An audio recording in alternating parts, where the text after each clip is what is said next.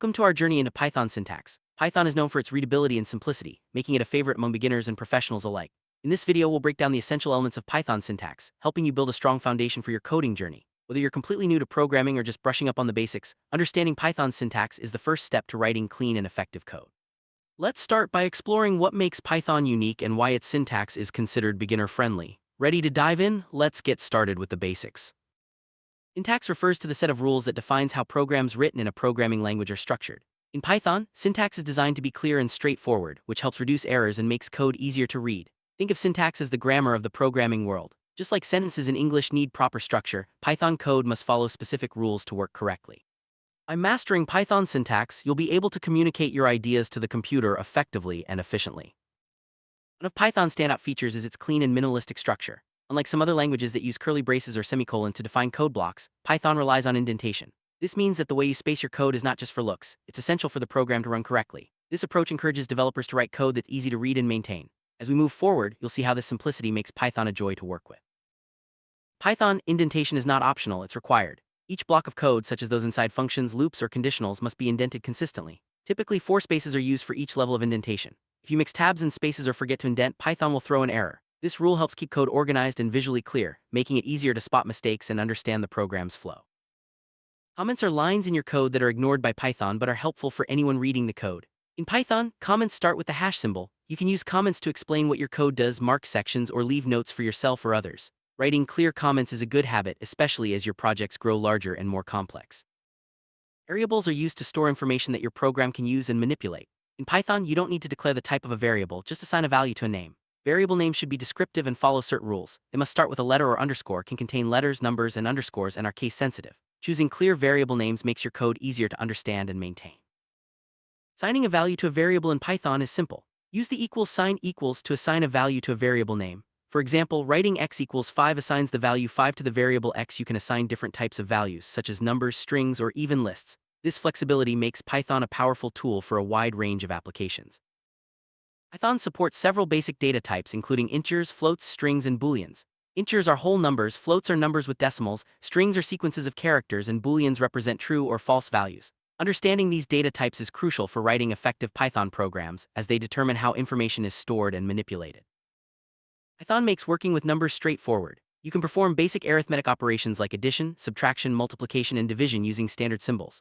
Python also supports more advanced mathematical functions through its built-in libraries. Whether you're calculating totals, averages, or more complex formulas, Python's syntax keeps things simple and intuitive. Strings are used to represent text in Python. You can create a string by enclosing characters in single or double quotes. Python provides many ways to manipulate strings, such as joining, splitting, or formatting them. Mastering string operations is essential for tasks like processing user input, displaying messages, or handling data from files. Booleans are a simple but powerful data type in Python. They can only be true or false. Booleans are often used in conditions and loops to control the flow of a program. For example, you might check if a user is logged in or if a value meets certain criteria. Understanding how to use Booleans effectively is key to writing logical and responsive code. Lists are one of Python's most versatile data structures. They allow you to store multiple items in a single variable, and you can mix different data types within a list. Lists are created using square brackets, and you can access, modify, or remove items using their index. Understanding lists is crucial for handling collections of data efficiently. Tuples are similar to lists, but they are immutable, meaning their contents cannot be changed after creation. Tuples are created using parentheses. They are useful for storing data that shouldn't be modified, such as coordinates or fixed sets of values. Knowing when to use tuples versus lists can help you write safer and more reliable code. Dictionaries in Python are collections of key-value pairs. They are created using curly braces with each key separated from its value by a colon. Dictionaries are perfect for storing related information like a person's name and age. You can quickly access, add, or remove items using their keys, making dictionaries a powerful tool for organizing data. Python provides a range of operators for performing calculations and comparisons. Arithmetic operators include plus, asterisk, and comparison operators like equals, equals, equals, and help you compare values. Logical operators such as and or and not allow you to build complex conditions. Mastering these operators is essential for writing effective and dynamic code. Conditional statements let your program make decisions. In Python, the if, elif, and else keywords are used to control which blocks of code run based on certain conditions. This allows your program to respond differently depending on the data it receives. Understanding how to use conditional statements is key to building interactive and responsive applications. Loops are used to repeat actions in your code. Python supports 2 main types of loops, for and while. The for loop is great for iterating over sequences like lists or strings, while the while loop continues running as long as a condition is true. Loops are essential for automating repetitive tasks and processing large amounts of data efficiently. The for loop in Python is used to iterate over a sequence such as a list, tuple, or string. It allows you to perform actions on each item in the sequence without writing repetitive code. The syntax is simple and intuitive, making it easy to process collections of data efficiently. The while loop continues to execute a block of code as long as a specified condition is true. This is useful when you don't know in advance how many times you need to repeat an action. However, be careful to ensure the condition will eventually become false, or you might create an infinite loop. Functions are reusable blocks of code that perform specific tasks. In Python, you define a function using the def keyword followed by the function name and parentheses. Functions help organize your code, reduce repetition, and make programs easier to maintain. You can also pass data to functions using parameters and return results. To define a function in Python, use the def keyword followed by the function name and parentheses. Inside the parentheses, you can specify parameters if needed. The function body is indented just like other code blocks. Functions can return values using the return statement, making them flexible and powerful tools in your programs. Once a function is defined, you can call it by using its name followed by parentheses. If the function requires arguments, pass them inside the parentheses. Calling functions allows you to execute the code inside them whenever you need, making your programs more modular and organized. Functions in Python can return values using the return statement. This allows you to capture the result of a function and use it elsewhere in your program. Returning values makes functions more flexible and enables you to build complex operations from simple building blocks. Python comes with many built-in functions that you can use without defining them yourself. Examples include print, len, and type. These functions help you perform common tasks quickly and efficiently, saving you time and effort as you write your code. Modules are files containing Python code that you can include in your programs. By importing modules, you gain access to additional functions and tools. Use the import keyword to bring in a module such as math or random. This allows you to extend Python's capabilities and keep your code organized. The print function is one of the most commonly used built-in functions in Python. It allows you to display information to the user or check the output of your code. By passing data to print, you can see results directly in the console, which is especially helpful for debugging and learning. Python's input function lets you receive information from users. When you call input, the program pauses and waits for the user to type something. This is useful for interactive programs that need to gather data or make decisions based on user input. Errors or exceptions can occur when something goes wrong in your program. Python provides tools to handle these errors gracefully using try and except blocks. By catching exceptions, you can prevent your program from crashing and provide helpful feedback to users. The try and except blocks in Python let you test code for errors and handle them if they occur. Place the code that might cause an error inside the try block. If an error happens, the except block runs instead. This approach helps you build robust programs that can deal with unexpected situations. Beyond simple comments, Python supports docstrings for documenting functions, classes, and modules. Docstrings are written using triple quotes and provide detailed explanations of what your code does. Good documentation is essential for maintaining and sharing your projects with others.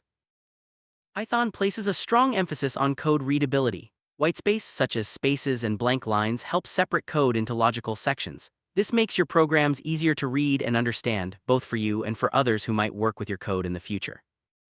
Python is case-sensitive, which means that variable and function names with different capitalization are considered different. For example, myvar and myvar are two distinct variables. Paying attention to case sensitivity helps avoid bugs and keeps your code consistent.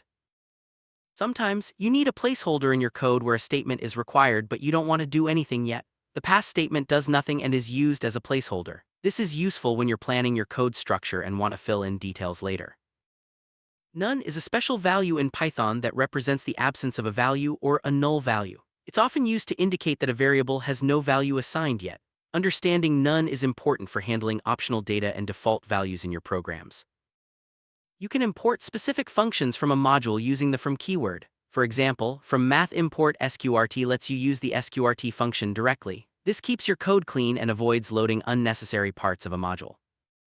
Sometimes, module or function names are long or conflict with other names in your code. You can use the as keyword to give an imported module or function a different name. For example, import numpy as np. This makes your code shorter and easier to read.